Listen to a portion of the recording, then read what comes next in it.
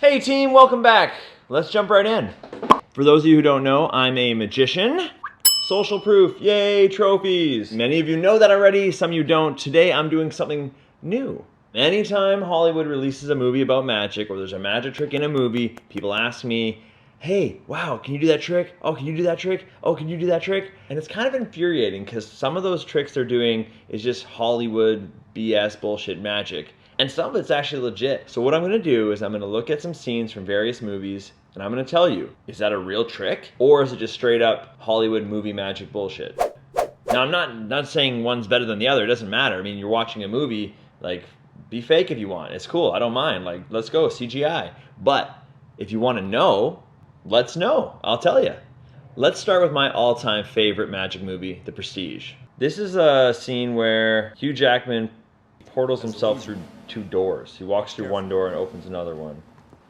You will see So no trickery. pretty classic, No trickery old school is stage showmanship, merely I a guess. technique familiar to certain citizens of the Orient and various holy men of the Himalayas. So he's got two doors here. He's going to stand on the one side. He's going to toss Indeed, many his of you hat, may be familiar open the with door, this technique, and but come out for the those other of you who side. aren't, do not be alarmed. So they even explain in the about movie to how see he's doing it, It's considered quote safe. unquote.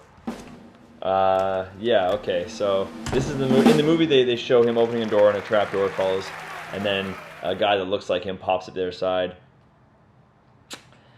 Maybe I shouldn't have started with this one. This one's kind of weird because it sort of seems like it would work. It wouldn't really work. It wouldn't work that smoothly the way the doors are opening. His opening the door and vanishing through that first trap door, yeah, that could probably happen.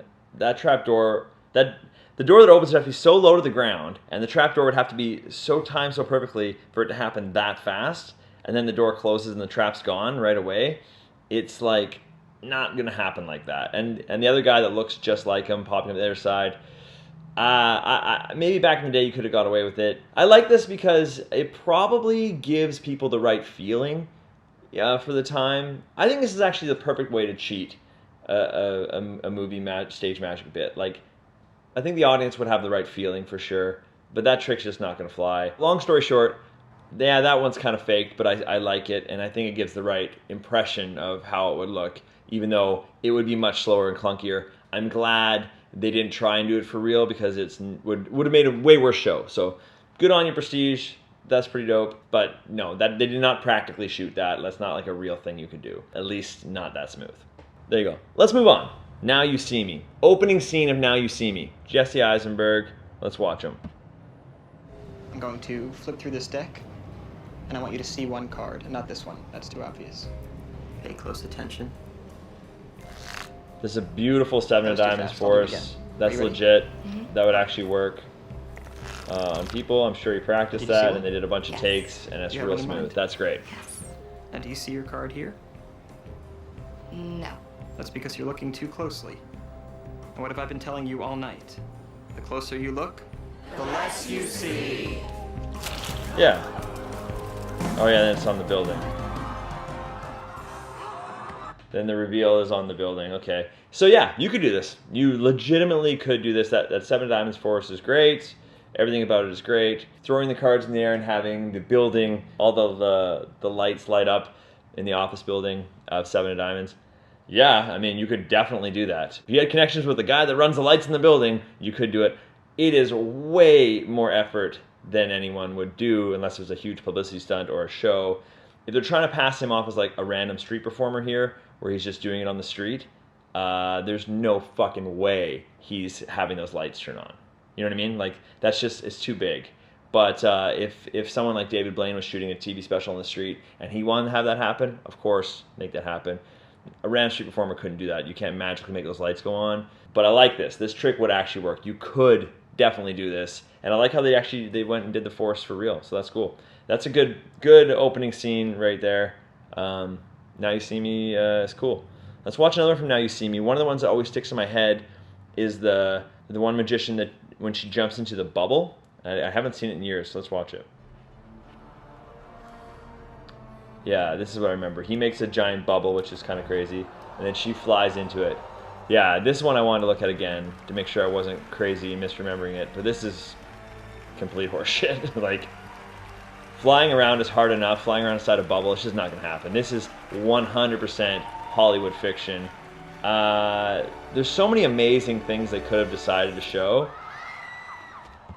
I don't know why they wanted to do this. It is beautiful and awesome, I guess, but like, it's just so far-fetched, so far gone. It's literally not going to happen. Hey, it's Hollywood. It's a movie. Because it's amazing. It's very memorable. No magician's going to be doing that, okay? Like, if you think that that's a real trick, it's just not. And if it is, it's above my pay grade, but I promise you, it's not happening. There's a trick in Ant-Man. This is great. You know the Paul lengths Rudd that and I've gone Ant-Man. to? Perfect. Close up Back magic. palm, yes. Back palm, yes. I learned that. He did learn Never that. stop puking. And puking up cards. Killer. This is great. This is kind of fun stuff to see in a movie, for sure. How'd you do that? Oh. That is misdirection. Yeah, he's doing a change. It's great.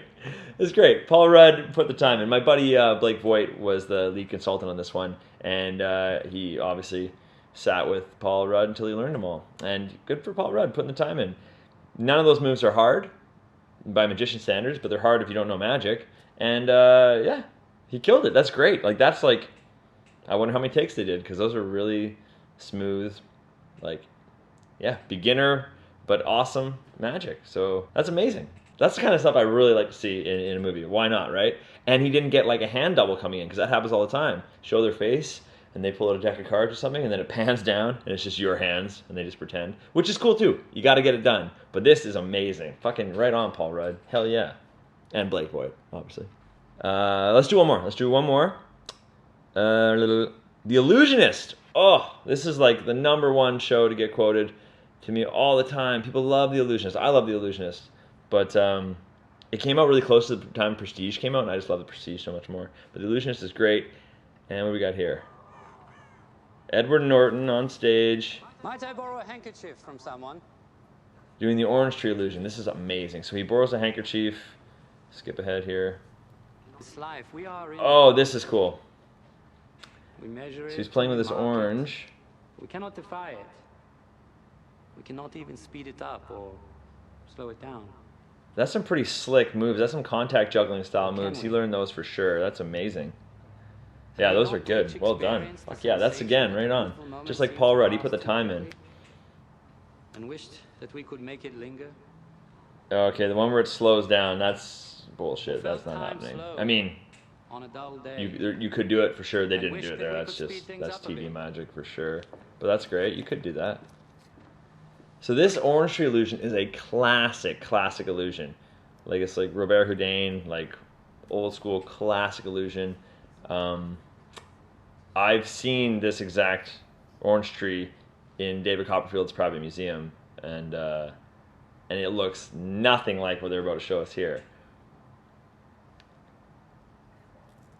Yeah, he's showing this tree grow from nothing. Yeah, this is all CGI. All of it is CGI. So I will say about this though, Ricky Jay was the consultant on this show, and he was the greatest.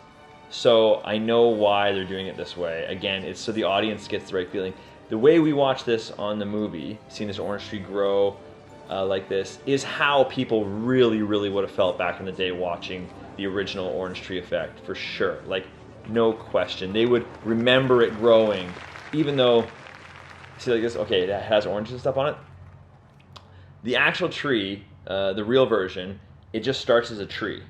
Okay, it just looks like a tree, it's like whatever. And you see like little flower buds come out. The tree itself doesn't grow at all, but you see flowers start to bloom, right?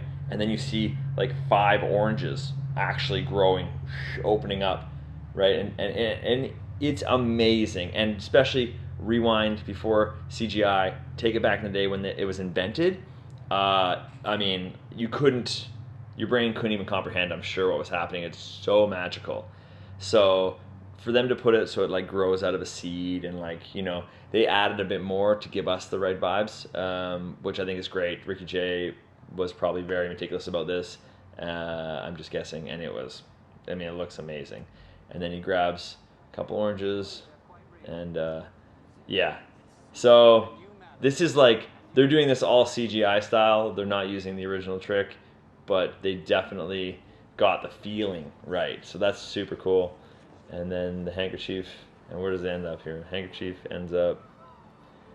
Okay, yeah. See, now the butterflies here are flying the handkerchief in. In the real version, the butterflies come out of an orange in the back of the tree, and it's all, I mean, because it's mechanical, so it's all like attached, you know. It's beautiful. Oh, it's a work of art. But this, they have to make it a little bit more. Right? They have to go a little above and beyond, which makes sense. I mean, like I said, it's a movie, right? Like they're trying to portray the right feeling, and this is the kind of thing I absolutely love.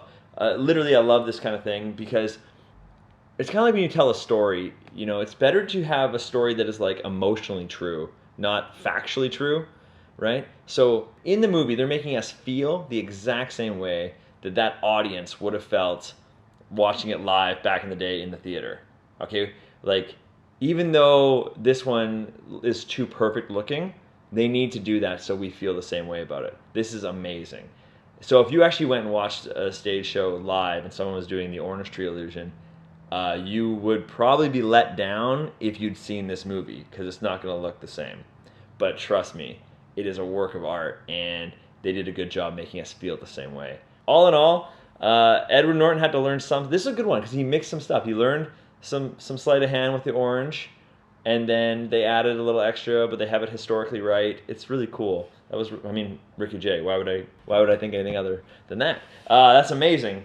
So all in all, it's pretty good. I really like looking at these and having to think about, oh, is that real? Is that not real? It's kind of cool. I'm going to do some more because there's plenty of scenes. There's tons of movies with magic in them, and I want to go back through Now You See Me 1 and 2 and actually have a look at those for real.